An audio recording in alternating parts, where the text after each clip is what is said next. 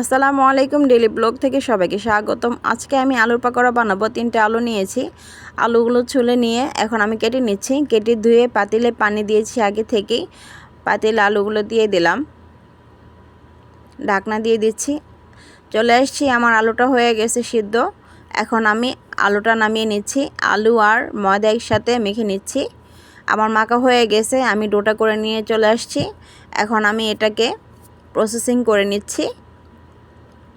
ছুরি দিয়ে কেটে তারপর ছোট ছোট টুকরো করে চামচ দিয়ে আমি একটা শেপ করে নিচ্ছি। আপনারা চাইলে আপনাদের মতো আপনারা করে নিতে পারেন।